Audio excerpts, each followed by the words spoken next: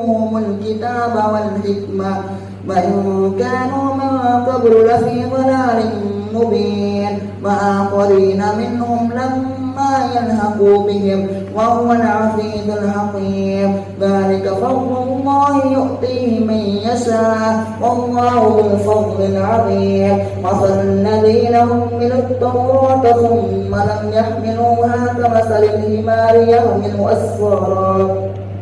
بئس مثل القوم الذين كذبوا بآيات الله والله لا يهدي القوم الظالمين قل يا أيها الذين هادوا إن زعمتم أنكم أولياء لله من دون الناس فتمنوا الموت إن كنتم صادقين ولا يتمنونه أبدا بما قدمت أيديهم والله عليم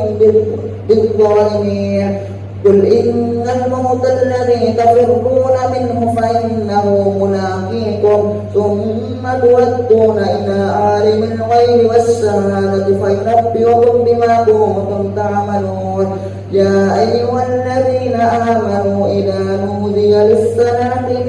يوم الجمعة فاسعوا إلى ذكر الله وذروا البيع ذلكم خير لكم إن كنتم تعملون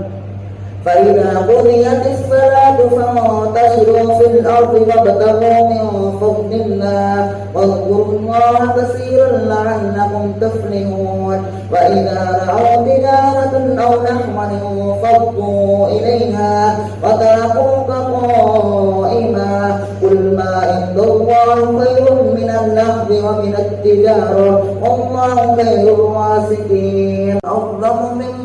ممن افترى على الله الكذب وهو يدعى إلى الإسلام والله لا يهدي القوم الظالمين يريدون ليطفئوا نور الله بأفواههم والله متم نوره ولو كره الكافرون هو الذي أرسل رسوله بالهدى ودين الحق ليظهره على الدين كله ولو كره المشركون يا أيها الذين آمنوا هل أدلكم على تجارة تنجيكم من عذاب عليم تؤمنون بالله ورسوله وتجاهدون في سبيل الله بأموالكم ذلكم خير لكم إن كنتم تعملون يغفر لكم ذنوبكم ويدخلكم جنات تجري من تحتها الأنهار ومساكن